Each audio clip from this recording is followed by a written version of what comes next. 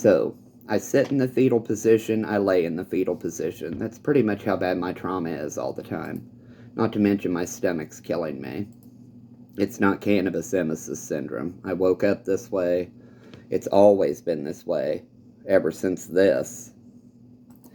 Pain, just a gnawing pain, not the severe stuff they talk about in cannabis emesis syndrome. And nausea to the point of gagging and vomiting.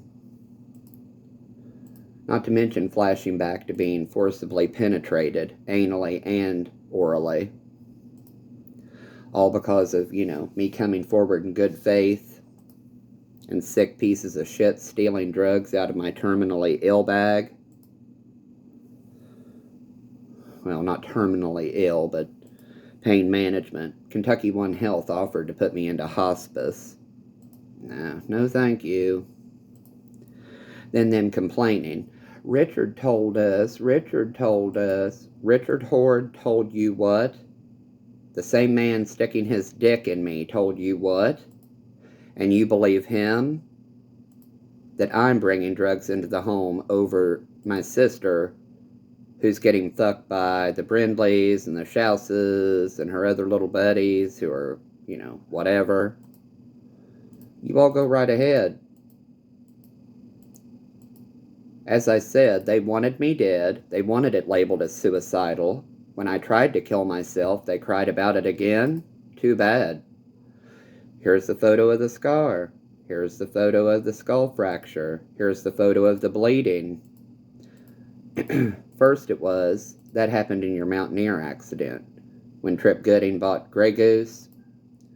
Now that could have happened when you fell off that bridge or got pushed down the stairs.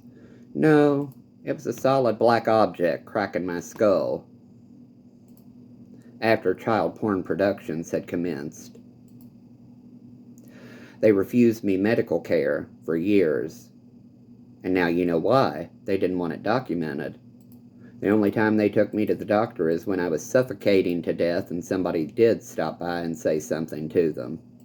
I can't breathe. So huge thank you to them entrapping me into that sick shit for all those years, claiming that kids don't have rights to men don't get raped in the same heartbeat, and me trying to talk to my mother about being a rape survivor and her agreeing that men don't get raped. My own mother. So for them to claim that I harmed them or harmed them, that's hilarious. She poisoned me with bleach after the child porn productions and everything. Poisoned. The only cup I could reach on the counter. Or wait a minute, maybe that was before the tanning bed. Anyway, it was after the bestiality. Forced bestiality. Disgusting shit. The only cup I could reach. I couldn't smell the bleach in it. The bleach concentration was so strong I started puking blood. And to cover their actions, they had the poison control hotline number taped to the telephone. They didn't even call it. They gave me a piece of Wrigley's spearmint, told me to get over it. My parents were smart enough to have cover for everything. They just pretended to be the victim and stupid.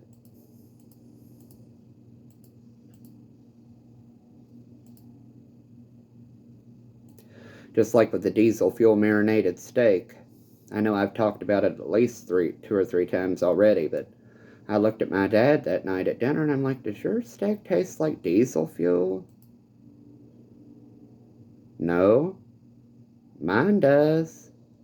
Carolyn, what did you do? No, I didn't do anything.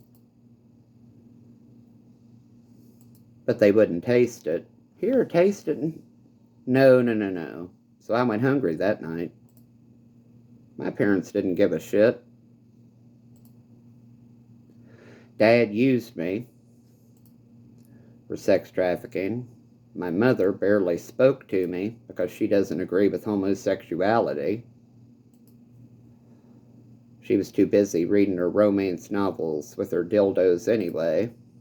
And my sister, The only time they had fun or were nice to me is when one of her friends was over and wanted to, whatever.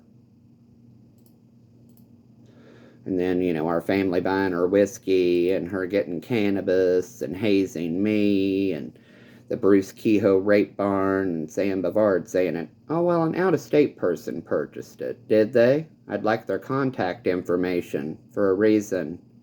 I'd like to contact them to get permission to go over there. Sam Bavard wouldn't provide the information even though he claimed he knew it. I wonder why.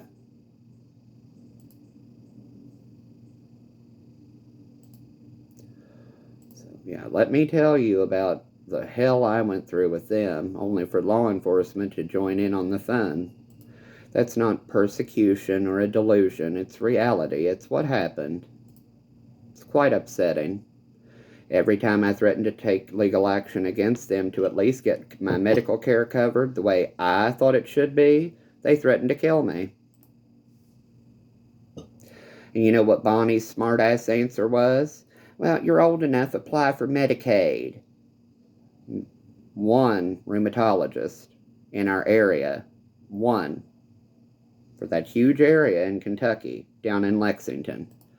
You people got away with murder. And you and Richard Collins jerking off under the kitchen table. Yeah.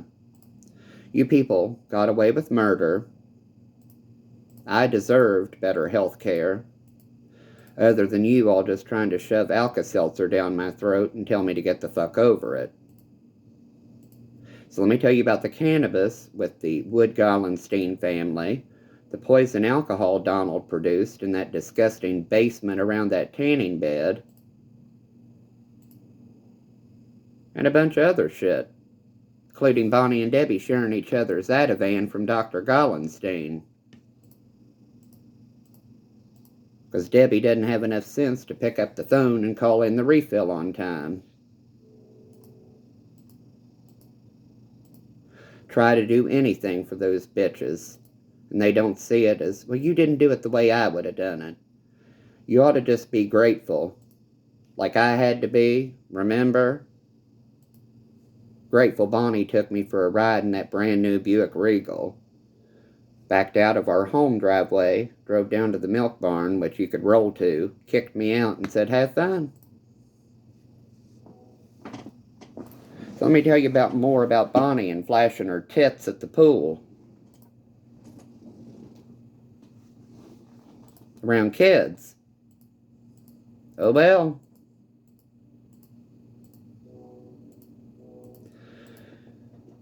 Let me tell you more about Debbie putting in big titty bitch porn during work breaks when we were kids. Let me tell you more about Donald producing child porn in that goddamn disgusting tanning bed in the basement. And their buddies in law enforcement that they were representing coming around to shut us the fuck up while Hayes drugging us. I could sit and cry my eyes out about it. What in the fuck good's that gonna do?